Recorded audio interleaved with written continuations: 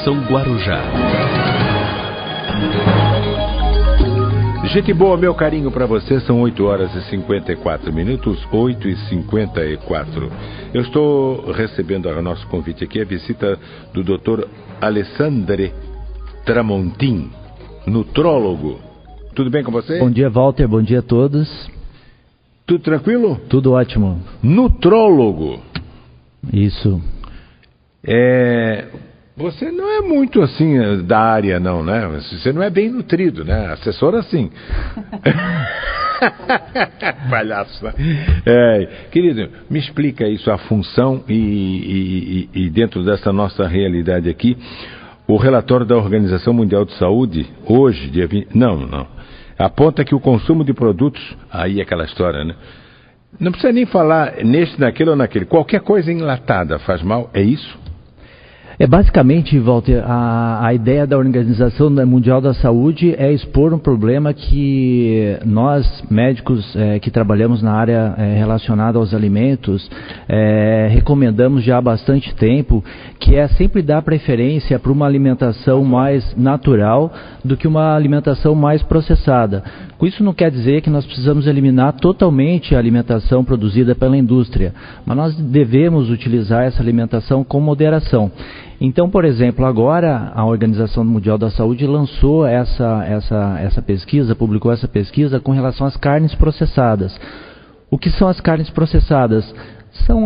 São aquelas carnes do estilo bacon, aquelas carnes enlatadas, as salsichas, etc. Não é? Então, foi verificado que um consumo exagerado dessas carnes, principalmente mais de 50 gramas por dia, provocaria, então... Falasse diretamente, esse recado foi para o americano, né? Exatamente, o americano consome muito bacon, é um exagero de alimentação processada que eles consomem, e que essa ingestão exagerada e cotidiana desses produtos elevaria, então, a incidência de câncer, por exemplo, câncer coloretal, não é, dos intestinos, evidentemente, principalmente nas pessoas que têm alguma predisposição genética para isso, mas... O que a Organização Mundial da Saúde, em resumo, falou foi isso, né?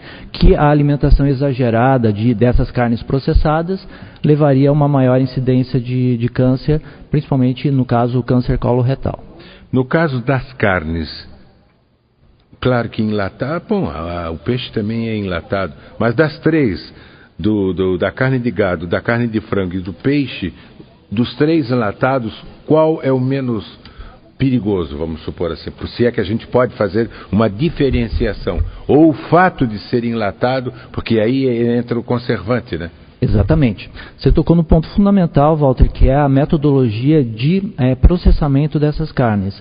Então, o que acontece com essas carnes? Para elas ficarem bastante tempo viáveis ao consumo, é acrescentado muito sal, é acrescentado outros conservantes, produtos químicos, elas são defumadas, passa por uma série de processos, e é esse processo que é o centro do estudo atualmente, certo?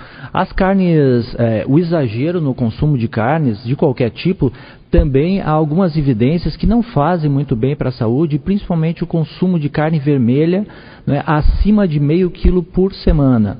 Também não seria... Atenção, gente, é meio quilo, falar isso pro gaúcho, meio quilo por semana. Por semana seria o mais recomendável, né, o consumo de até... Tem um limite, mais ou menos?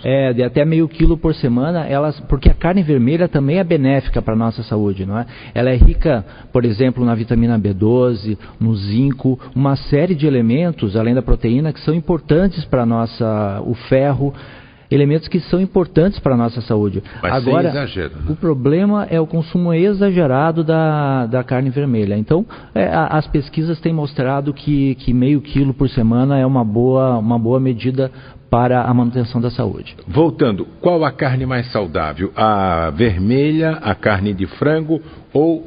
Eu fico com o peixe, eu como mané, sou do peixe, tranquilamente. Exatamente. É a mais saudável? Você tem toda a razão, Walter. As carnes brancas, elas não estão relacionadas ao aumento das doenças cardiovasculares, nem aumento da incidência de câncer, ao contrário, não é?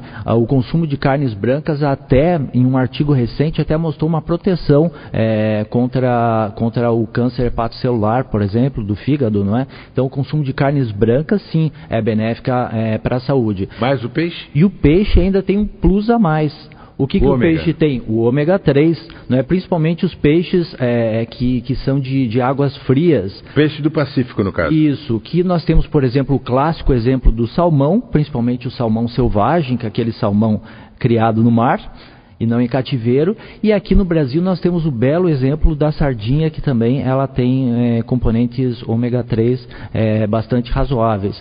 Então, o peixe sempre é uma ótima opção. Primeiro, por ele ter carne branca, e segundo, pela presença do ômega 3. Você falou sardinha, aí a sardinha tem óleo comestível ou em molho de tomate?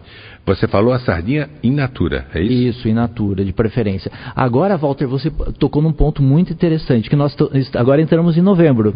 E novembro é o mês da prevenção do câncer de próstata.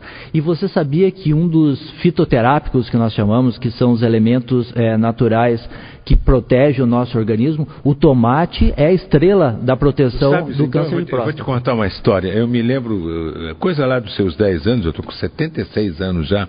E eu me lembro, eu sempre dizia para mim, na minha juventude, e bem passando, dizia assim, bom, se tomate evitar alguma doença, eu não vou ter esse problema de jeito nenhum. E a coisa de uns 10 anos é que eu descobri a utilidade e a importância do tomate para se evitar o câncer de próstata. Tanto é que no meu exame agora de setembro, meu índice de PSH, 0,98. Para 76 anos, aliás, o Zé Múcio já me disse, vou morrer de qualquer coisa menos disso. 0,98 para 76 anos, eu não devo me preocupar. Exatamente. Então o tomate, rapaz. O tomate, principalmente quando ele é na forma de molho de tomate, porque ele libera uma substância que é um fitoquímico que nós chamamos, que faz bem para a saúde, que é o licopeno. Então o tomate, principalmente ele produzido na forma de molho, principalmente feito em casa, obviamente, ele é rico em licopeno e esse licopeno tem apresentado, segundo os estudos, no molho de tomate, uma excelente proteção para o câncer de próstata. Olha, o doutor Alessandre, eu acho que é o único que tem Alessandre, né? Porque todos são Alessandro, né? É isso, né? Ele falou o seguinte, o molho de tomate feito em casa e não o molho de tomate da latinha. Da latinha, podemos entrar no time do descartável. O molho de tomate, ele bem produzido, ele tem licopeno. Se você produzir ele em casa, muito melhor, porque ali não vai ter nenhum conservante, não vai ter aquele contato com a lata, não é? Muitíssimo melhor. Então o consumo de molho de tomate, pode ser uma boa medida de proteção para a saúde dos homens. E lógico, se ele for produzido em casa, muito melhor, porque daí ele vai ser livre de conservantes e muito mais produtivo para a nossa saúde. Doutor, fritura de vez em quando? Tudo. Walter, tudo a gente tem que consumir com moderação. A gente sabe que a alimentação também é um prazer, né? E as pessoas não vão abrir mão desse prazer. Agora, o que precisa é fazer tudo com moderação. Então, deixar uma fritura para uma ocasião especial, não é? Mas no dia a dia, nós temos que manter uma alimentação mais saudável e o mais natural possível. Então, trocar as frituras pela carne cozida, grelhada, né? De preferência grelhada, não no fogo muito baixo nem muito alto, porque aquele chamuscado também não faz bem para a nossa saúde. Então, no dia a dia a gente tem que fazer uma alimentação mais saudável e deixar aquela alimentação mais prazerosa, não é, mais relacionada com as festividades para ocasiões especiais. Doutor, eu tive um infarto em 98 e aí depois... Calma, chefe, calma. E mudei completamente o meu esquema de vida. Eu me alimento a cada 3 horas. Tal. O ideal é sair da mesa um pouquinho de fome? Isso, Walter. Aí a gente vai estar falando assim, numa relação de fome e saciedade. Então o ideal é a gente sempre manter o controle da alimentação. não exagerar, sempre manter o controle da alimentação, e nós comemos realmente essa regra, né, que é uma regra muito antiga. Não é almoçar de 3 em 3 horas, hein, gente? Mas é muito válida, né? Você não precisa ficar totalmente saciado, empanturrado, como o pessoal fala. Empanturrado? Né? Quanto tempo que eu não escuto isso? Exatamente. Doutor, são 9h05, nós já voltamos. Conexão Guarujá. Gente boa, já estamos voltando. Muito obrigado ao Marcelo. Marcelo, olha só, antes da gente continuar a nossa entrevista aqui, mas fazendo parte da entrevista, o Alexandre de Nova Trento. Nova Trento é Madre Paulina, né? Madre não, agora é Santa Paulina, Santa Paulina. A eficiência daqueles fritadores para fazer batata frita, ou para isso e para aquilo, na base do vapor, isso funciona mesmo? Como é que a medicina encara isso? Então, Walter, essas produções... Conhece o produto, né? Conheço. Eu ainda não comprei para minha casa esse produto, sabe? Não, eu dei de presente pro filho e pra nora, eu chamo ela de genra, Luciana, e o detalhe é o seguinte, eu não vi diferença de sabor no produto, mas vi o que sobra embaixo. E de fato sobra muita coisa, rapaz. A ideia é muito boa, né? Porque a ideia principal desse produto é não utilizar óleo para fritar. No seco. Então, essa ideia é excelente, não é? Ainda carece um pouco de pesquisa para verificar se aquele atrito que o ar faz para fazer aquela crocância no alimento, se ele produz alguma substância tóxica ou não, não é? Mas a ideia do produto é muito boa, né? Que é retirar a fritura, o óleo do uso para a produção desses alimentos. Então, quanto a isso, é excelente. Quanto a esses novos métodos de cozinhar, há sempre muita polêmica, né? Nós temos também a polêmica do micro-ondas, não é? Mas os engenheiros de alimento, que são, em última análise, os responsáveis por essas questões, falar, né? sempre comentam que o uso do micro-ondas não está relacionado a nenhum problema de saúde. E acredito que talvez eles tenham a mesma linha para esse tipo de equipamento. Agora eu vou falar uma coisa para você. Na minha casa eu sempre dou preferência para o cozimento natural sem a utilização dessas aparelhagens. Agora, evidentemente, né, esses aparelhos... é mais rápido e tudo, mas se você tiver tempo, utilize o fogão a gás. O fogão tradicional, né, o cozimento em baixa Não vai dizer que tu tem fogão a lenha, não, né? Não. Mas então eu acho que também aqui vale a regra do bom senso, né? A gente tem que procurar sempre fazer da maneira mais natural. Nem 80. Mas, eventualmente, utilizar essas modernidades também faz parte da nossa evolução, né, enquanto sociedade, que precisa sempre de uma coisa mais rápida, mais fácil de fazer. Aliás, o micro-ondas é um espetáculo, né? Bom, me diga uma coisa, isso me surgiu agora. O que é que você sabe, como médico?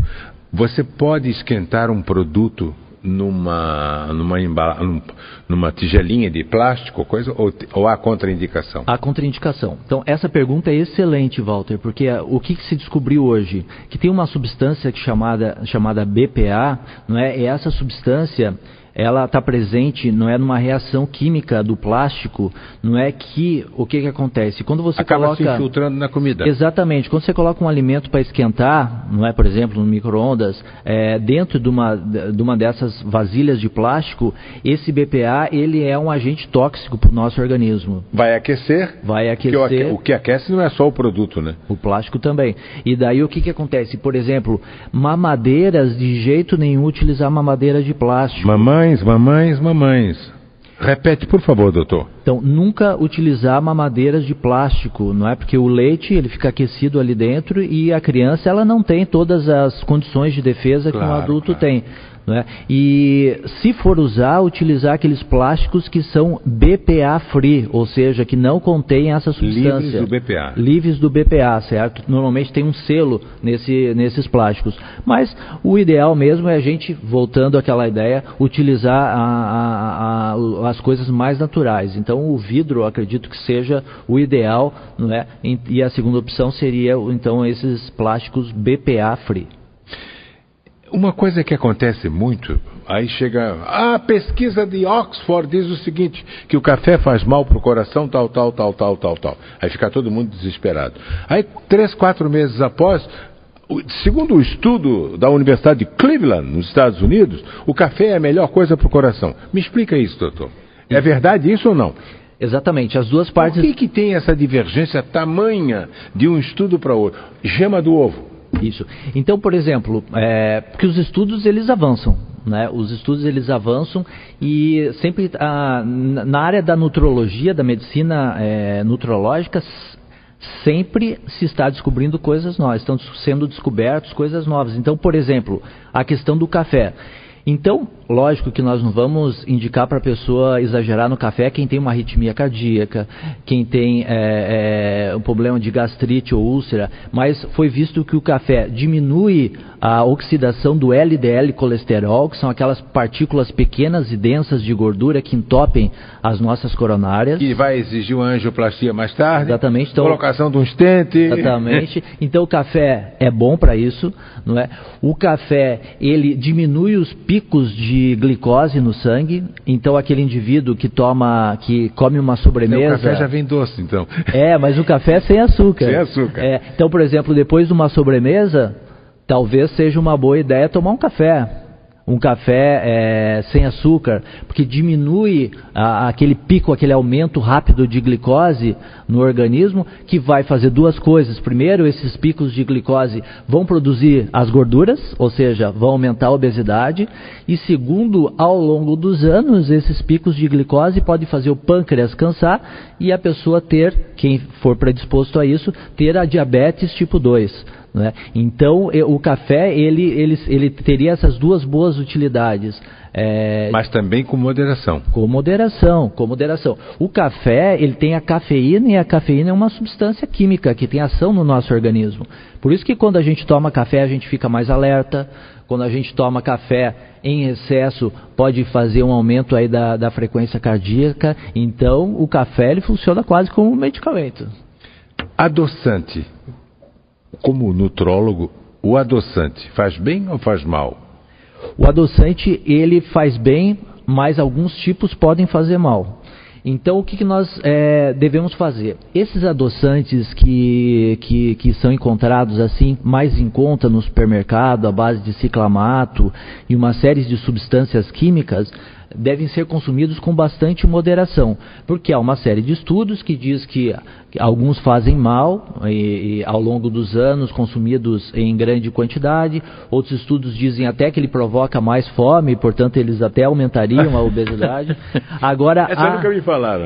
Mas isso tudo são estudos. Agora, há adoçantes que são benéficos para a nossa saúde, porque eles diminuem a necessidade da ingestão do açúcar, que também faz mal para o organismo, principalmente quando ingerida em excesso e para pessoas com predisposição a doenças. Então, por exemplo, os adoçantes do tipo que só tem estévia na fórmula, é um bom exemplo do adoçante que pode ser usado, exceto em pacientes que estão grávidas. E qual seria o ideal? 2 gotas, 3 gotas? O estévia até dá para usar um pouquinho mais, porque ele é um pouquinho amargo de gosto, né? Então necessita de umas gotinhas a mais. Agora, a sucralose seria um outro exemplo de um adoçante que tem boa recomendação na área da saúde. E o mascavo? O açúcar mascavo ele é excelente porque é um açúcar menos processado. Agora, para o indivíduo que está fazendo um tratamento para obesidade ou que tem diabetes, também não é recomendável porque ele também eleva os níveis de glicemia no sangue. Doutor, para a gente encerrar, eu quero liberar o senhor aí, a sua secretária. Verduras, frutas, isso tem que fazer parte do nosso dia a dia, todo dia? Todo dia precisa fazer parte do nosso dia, Walter. Tem uma pesquisa muito interessante que diz que se a pessoa comer vegetais pelo menos 5 vezes por semana, pelo menos 400 gramas por dia, ela diminui a incidência de doença cardiovascular, diminui a incidência de vários tipos de câncer, ou seja, é uma medida até terapêutica você utilizar vegetais. Então, a maioria das suas refeições precisam ter vegetais coloridos e pelo menos 5 vezes por semana. Cozidos é o ideal. Pode ser cru também, mas pelo menos 5 vezes por semana, e com esse peso de 400 gramas, você vai estar fazendo um bom investimento na sua saúde. Doutor Alessandro, obrigado pela aulona que o senhor nos deu aqui. Muito obrigado. Obrigado você, Walter. Eu conversei com o doutor Alessandro Tramontin. Quando a gente falou em obesidade, até vamos tocar nisso novamente. Infelizmente, doutor, o brasileiro está se encaminhando para o esquema do americano também, né? O americano está com 65% da população. E nós estamos caminhando a passos largos para isso também, Walter. Então nós precisamos ter medidas como uma alimentação equilibrada, exercícios físicos regulares e consultas médicas periódicas para nós interrompermos essa linha de progressão da obesidade, que hoje, além do adulto obeso, nós estamos tendo as crianças brasileiras... Não é nem a juventude, é a criança, né? Obesas. Então nós precisamos ter medidas preventivas para que o Brasil não se torne um país tão obeso quanto os americanos. Mas nós já estamos caminhando para essa linha. Pois é. Doutor Alessandro, muito obrigado, hein?